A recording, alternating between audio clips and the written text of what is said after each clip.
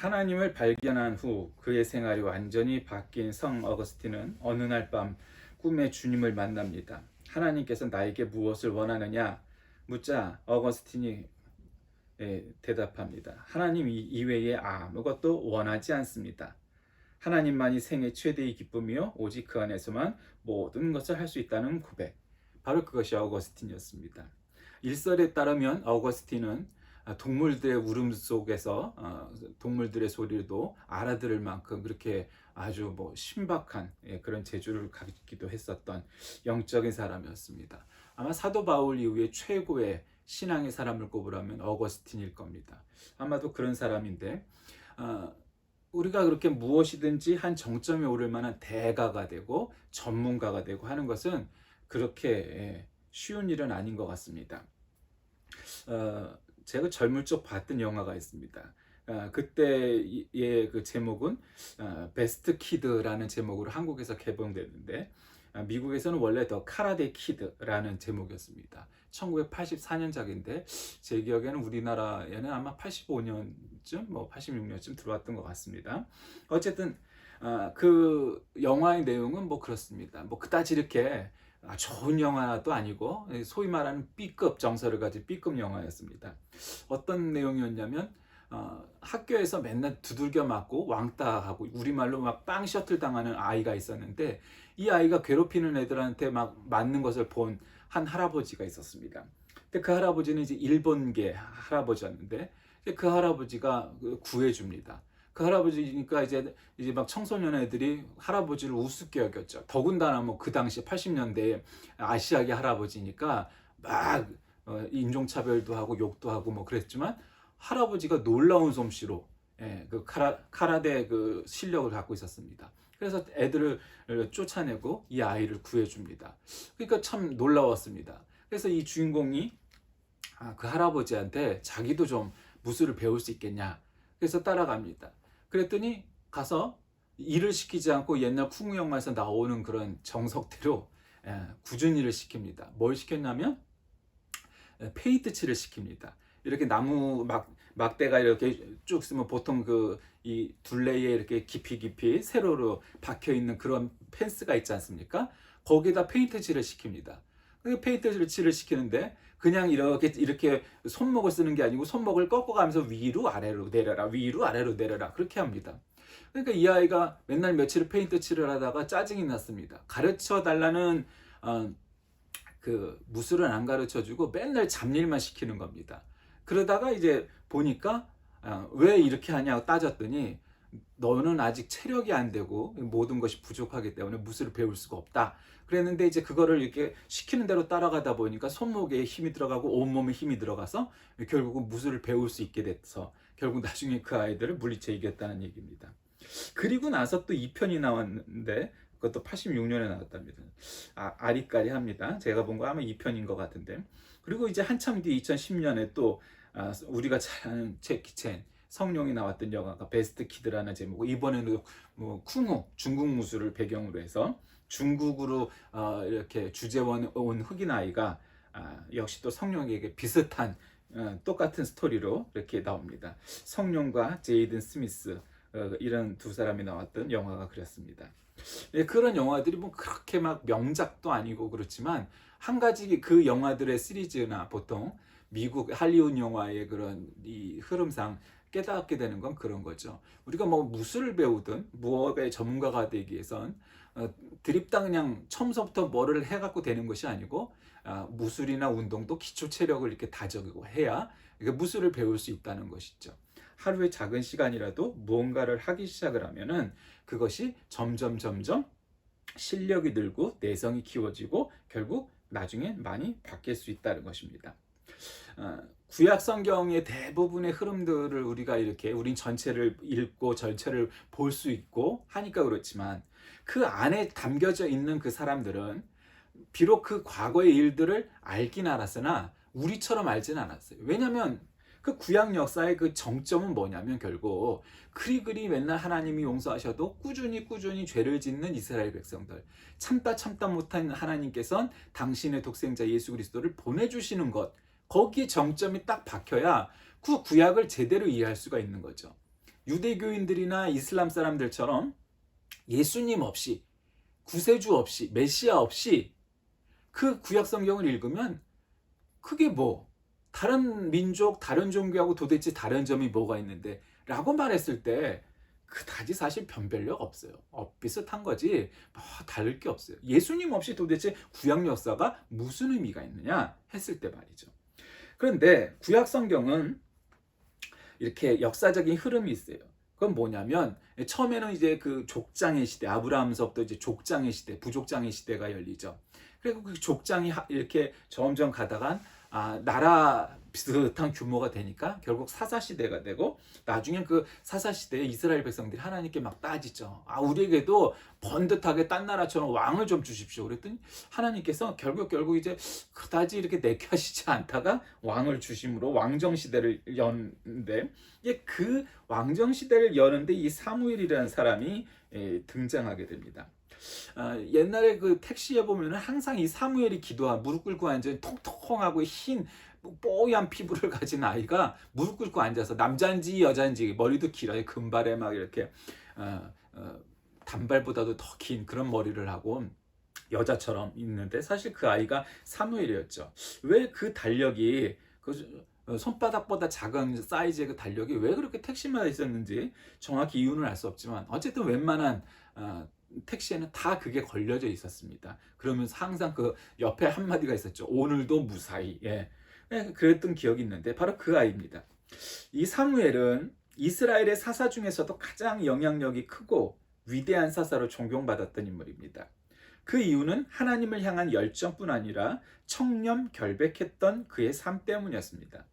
마지막 고별 연설 혹은 설교에서 스스로 양심에 거리끼는 일은 한 번도 한 적이 없다, 이렇게 고백할 만큼 자신 있는 삶을 살았던 사람입니다.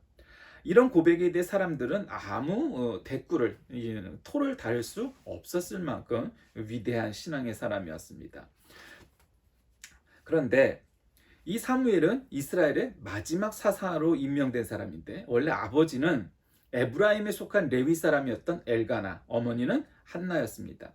이 한나는 아기가 없는 자신의 처지를 한탄하면서 아주 괴로운 심정으로 늘 성막에서 기도하던, 날밤도 새고 새벽 기도도 빼놓지 않고 하여튼 기도의 사람이었던 기도의 어머니 한나였습니다.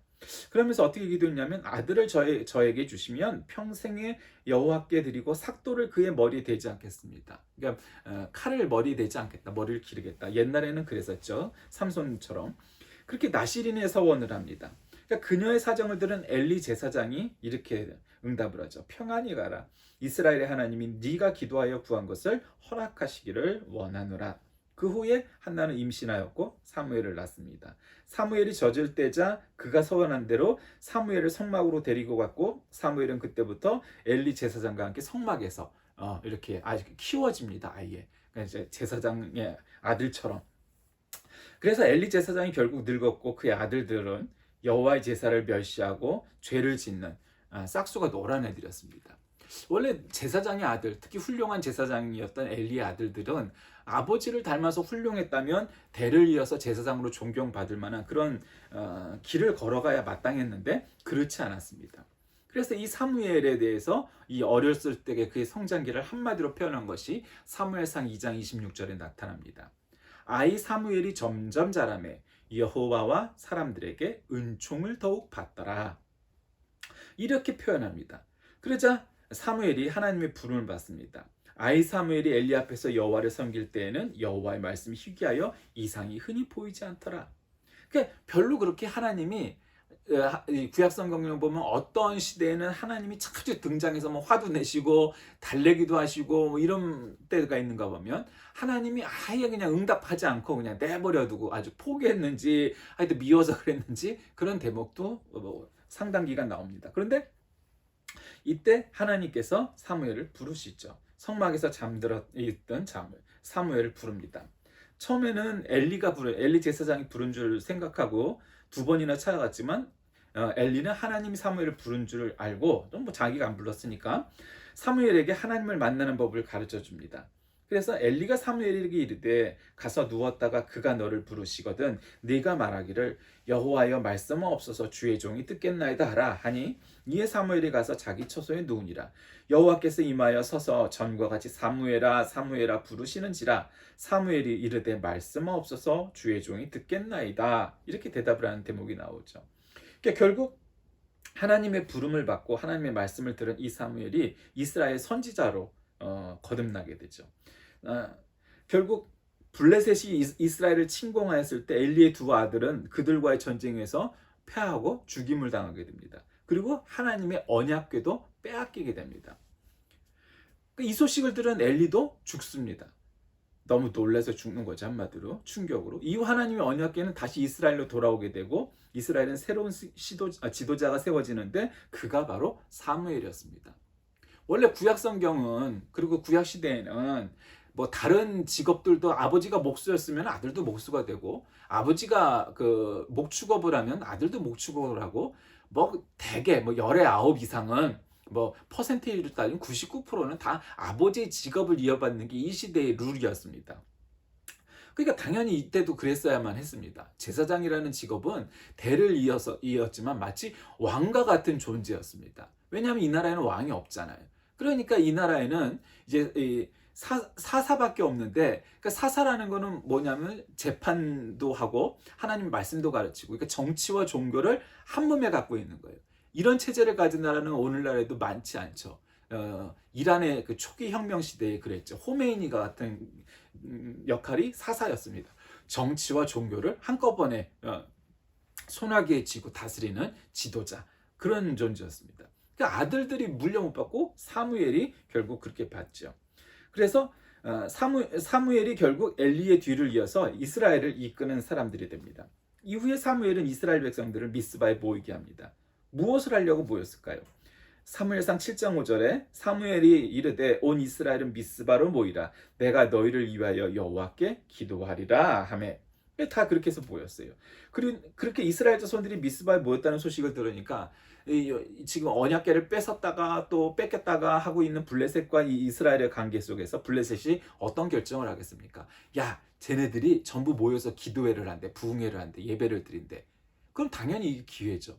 무기를 내려놓고 예배를 드리고 있는 이스라엘 백성들을 한 군데 모여 있으니까 그냥 거기를 쳐들어가면은 그냥 아주 일망타진할 수 있는 그런 찬스를 얻은 것입니다. 그래서 블레셋이 군대를 대규모로 이끌고 쳐들어옵니다. 이때 백성들이 사무엘에게 요구한 것은 무엇이었는가? 이스라엘 자손이 사무엘에게 이르되 당신은 우리를 위하여 우리 하나님 여호와께 쉬지 말고 부르짖어 우리를 블레셋 사람들의 손에서 구원하시게 하소서 하니 사무엘이 젖 먹는 어린 양 하나를 가졌다가 온전한 번제를 여호와께 드리고 이스라엘을 위하여 여호와께 부르짖음에 여호와께서 응답하셨더라. 사무엘이 번제를 드릴 때에 블레셋 사람이 이스라엘과 싸우려고 가까이 오매 그날에 여호와께서 블레셋 사람에게 큰 우레를 발하여 그들을 어지럽게 하시니 그들이 이스라엘 앞에서 패한지라. 이렇게 나옵니다.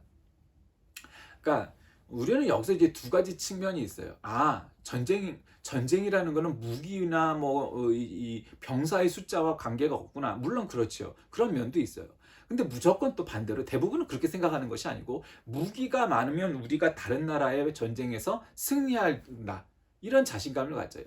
이게 굉장히 세속적인, 인간적인, 합리적인 생각이죠. 그러나 그것만으로 모든 세계사의 역사를 다 정의할 수는 없어요. 세계 초강대국이고 어느 나라에도 지지 않는다. 물론 전력으로 싸워서 미국을 이길 나라는 세상에 없죠. 그런 미국도 전쟁에서 패하고 나온 나라들이 몇 개가 있어요. 베트남이 그랬고 이번에 아프가니스탄이 그렇고 지금 또 우크라이나도 또 전쟁의 소문이 점점 늘어가는데 어쨌든 무기가 최강이어서 항상 전쟁에서 승리하는 건 아니에요. 그건 현대에도 마찬가지죠. 근데 여기서 많은 사람들이 지금 기도회를 중지하고 예배를 드리는 것을 중지하고 우리가 모두 무기를 들고 나가서 싸웁시다 라는 소리가 먼저 나오지 않았다는 것은 그나마 이 시대의 사람들이 그리고 사무엘을 향하여서 사무엘이 진정 하나님의 사람이구나 라는 사실을 믿었고 깨달았고 확신을 했기에 당신은 우리를 위해서 여기서 기도를 하시라. 나가서 싸우더라도 우리가 싸울 것이고 하나님께서 그래야 우리를 지키실 것이다 라고 말을 하는 사람들이 있었고 그 여론이 통하였다는 사실을 오늘 본문 말씀과 이 앞뒤 말씀을 조합해 보면 나오는 거죠. 여러분, 우리에게는 이러한 마음, 이러한 믿음이 중요한 겁니다. 무기 많으면 좋죠. 병사 많으면 좋아요. 그럼 그게 나쁠 게 뭐가 있겠어요? 다른 나라가 우리를 무시하지 않고 함부로 쳐들어올 수가 없으니까 그런 것들이 우리에게 있어야 될 겁니다. 필요해요. 중요해요. 또 그에 걸맞는 경제력도 우리에게 있어야 되겠죠. 경제력이 강해지면 좋은 일이지 나쁠 건 하나도 없어요. 경제력, 정치력, 군사력 모든 면에서 그것이 우리의 능력이니까 강하면 좋아요. 그런데 우리가 절대로 잊지 말아야 될 것은 우리의 정치력, 경제력, 군사력 이런 것들이 막강하니까 우리를 함부로 남들이 쳐들어올 수 없고 우리는 모든 전쟁에서 승리할 것이다 라는 자만을 갖는 것은 굉장히 위험하다는 사실을 깨달아야 됩니다. 물론 미국이나 유엔군들이 들어와서 6.25 때 우리를 도왔기 때문에 무기 하나 변변이 없던 우리나라가 그나마 이 남한을 차지하고 지켜낼 수 있었지만 우리가 아무것도 가진 게 없어도 어쨌든 하나님의 은혜로 대한민국이 유지가 될 수 있었어요. 그러니까 전쟁이라는 것은 무기가 강하고 병사가 많으면 꼭 승리하는 것도 아니고 반대의 경우도 역시 마찬가지라는 거죠. 우리가 그렇게 물리적인 것들을 잘 유지하고 하는 것도 중요하지만 영적인 것, 정신적인 것 이런 것들도 굉장히 중요하다는 사실을 깨달아야 돼요.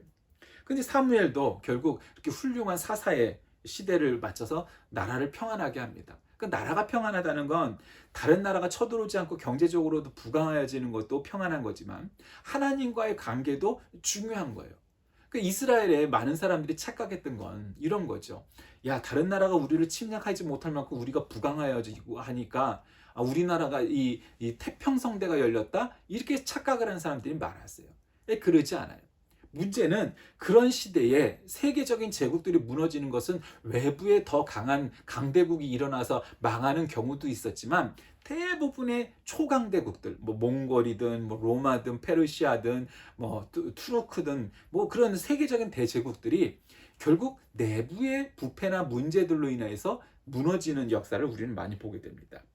그런데 사무엘도 이 당시엔 물리적인 이런 세속 사회나 영적인 세계에서 모든 면에서 이 이스라엘과 백성들이 평안한 시대를 누릴 수 있었어요. 근데 결국 사무엘도 늙지요. 그의 두 아들을 사사로 세웠는데 이들은 뇌물을 받고 판결을 갖다가 그릇되이하고 뇌물 받은 대로 그렇게 해요. 우리가 맨날 뉴스에서 보는 거죠. 그러니까 백성들이 이제 원망을 합니다. 이때 백성들이 야, 이래 갖고는 소용없다. 이렇게 나쁜 놈들이 자꾸 제사장이 되면은 좋은 인물들이 되면 괜찮지만 그 모든 왕정들이 그렇잖아요. 모든 왕이 다 훌륭하지 않잖아요. 모든 왕이 다 세종대왕 같아봐요. 이건 뭐 왕정을 뭐 천년만년 해도 나라가 정말 좋겠지요. 근데 문제는 세종대왕 같은 사람은 우리 역사에 5천년 역사에 뭐 정말 손을 꼽아야 돼요. 5손가락 안에 꼽아야 그만한 인물들이 나오는 거지. 그러니까 이게 어렵다 이 말이에요. 천년에 한 번 나올 만한 인물을 그렇게 구할 수가 없어요. 그러니까 결국 우리에게 왕을 세워달라고 요구를 하죠. 사무엘상 8장 7절에 이런 대목이 나옵니다.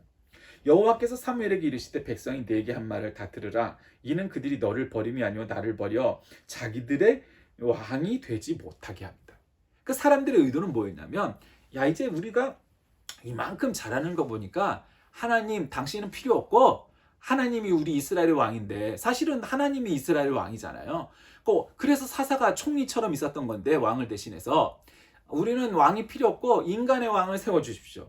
그러니까 결국 이 의도는 뭐였냐면 정말 다른 나라처럼 더 부강하고 아주 단결해갖고 나라를 부강시키고자 하고 단합하는 중심을 세우는 것이 아니고 우리 마음의 중심에서 하나님을 버려두고 하나님을 내버리겠다는 얘기예요. 그러니까 9절에 보니까 그들의 말을 듣되 너는 그들에게 엄히 경고하고 그들을 다스릴 왕의 제도를 가르치라. 결국 세우게 됩니다. 사무엘이 기름병을 가져다가 사울의 머리에 붓고 입 맞추며 여호와께서 내게 기름을 부사 그의 기업의 지도자로 삼지 아니하셨느냐 이런 대목이 나옵니다. 그래서 결국 사무엘이 사울을 왕으로 세우게 되죠. 하나님은 사울을 이스라엘의 왕으로 택하셨습니다. 먼저 사무엘과 사울을 만나게 하고 사무엘을 통해서 사울에게 기름을 부어서 하나님의 뜻을 알려줍니다. 또한 사울이 그 사실을 믿을 수 있도록 징조도 보여주죠. 이스라엘 백성들이 제비를 뽑아 왕을 선정할 때 사울이 뽑히게 됩니다. 그렇게 사울은 이스라엘의 초대 왕이 되는 겁니다. 그 후에 암몬의 군대가 이스라엘을 침략해 오자 사울은 이스라엘의 군대를 소집하여 그 용맹을 떨치고 암몬 군대를 무찔러서 그의 지도력을 인정받습니다. 이미 하나님은 사울을 이스라엘의 왕으로 삼으셨습니다.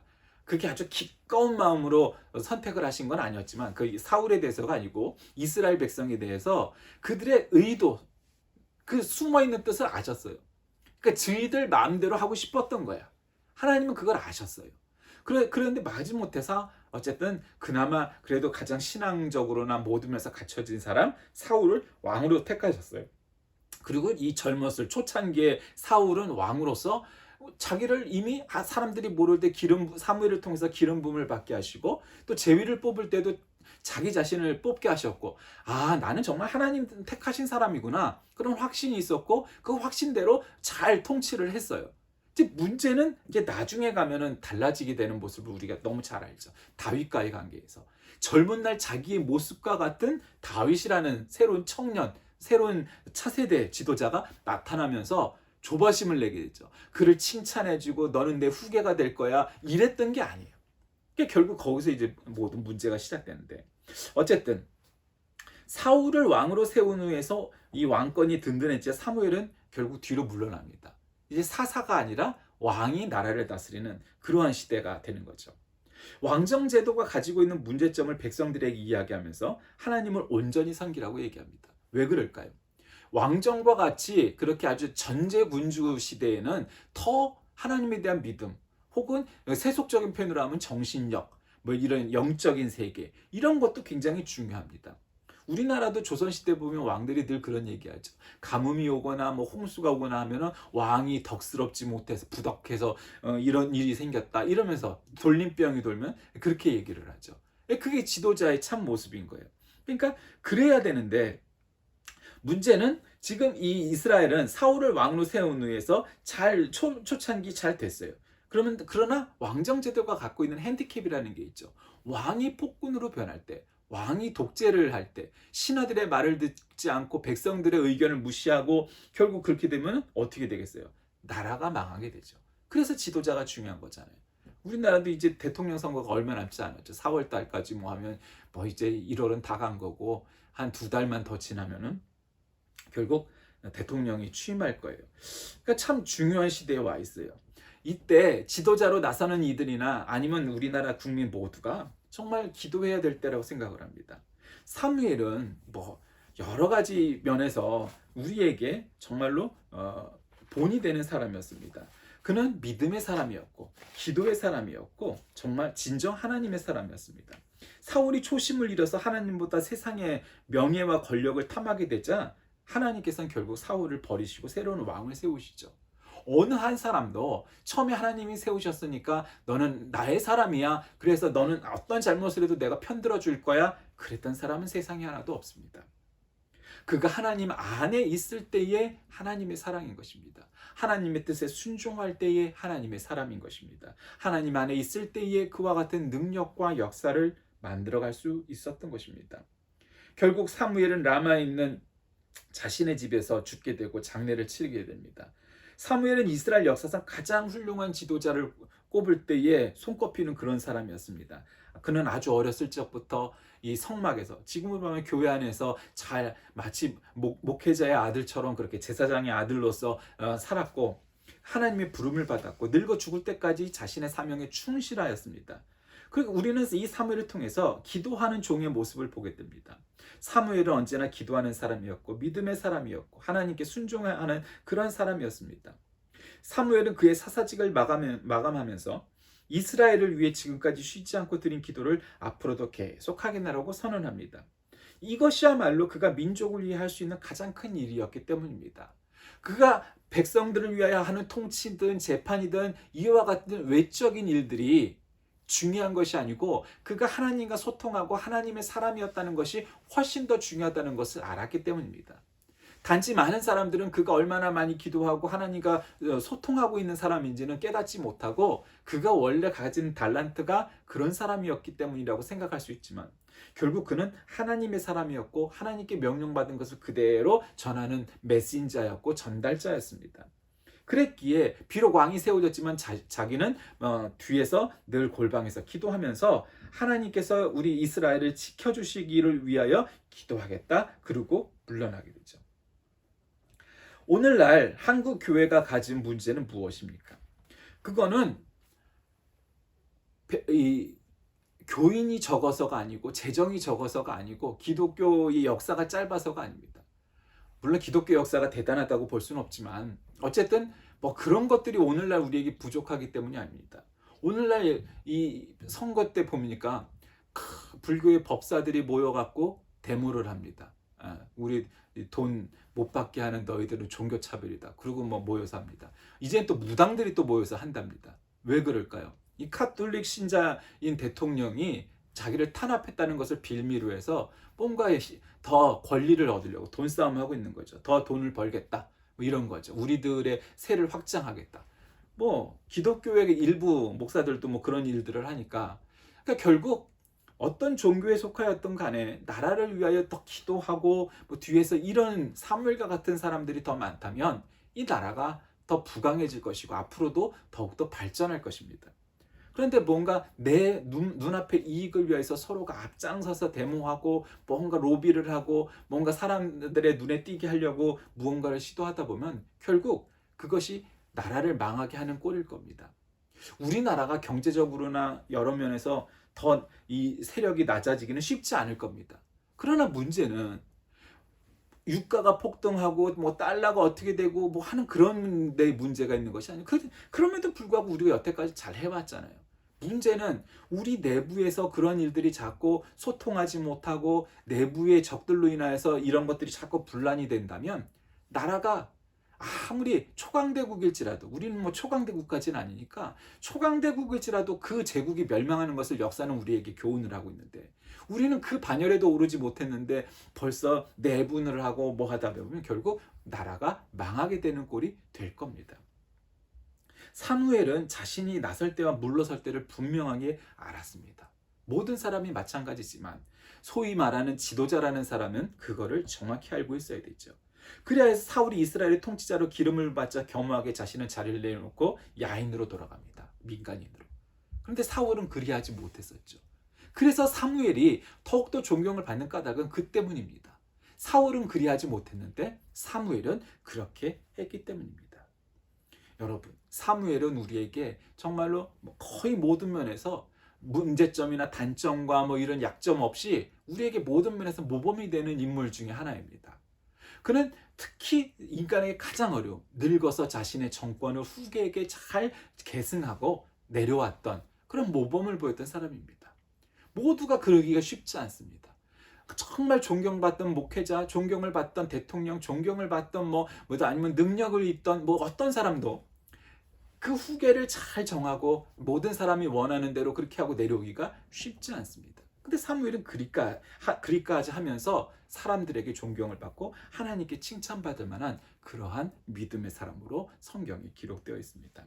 오늘날 이러한 역사적인 순간에 우리가 더 기도해야 될 것은 바로 사무엘처럼 나라를 먼저 걱정하고 나라를 위해 기도하는 사람이 되지 않는 한 정말 이 나라가 적이 우리를 침략해서 멸망하는 것이 아니고 경제적인 문제가 생겨서 멸망하는 것이 아니고 우리끼리 이 안에서 내분을 하다가 결국 나라가 망할 수도 있다.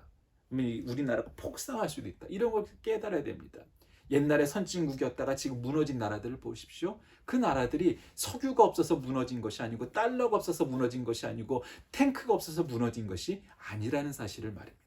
우리에게 필요한 것은 바로 이 사무엘과 같이 기도하는 기도의 사람, 사무엘과 같은 믿음의 사람, 사무엘과 같은 하나님의 사람이 필요한 때입니다. 사무엘처럼 기도하고 사무엘처럼 순종한 믿음의 사람들이 다 되시길 주의 이름으로 간절히 기도하겠습니다.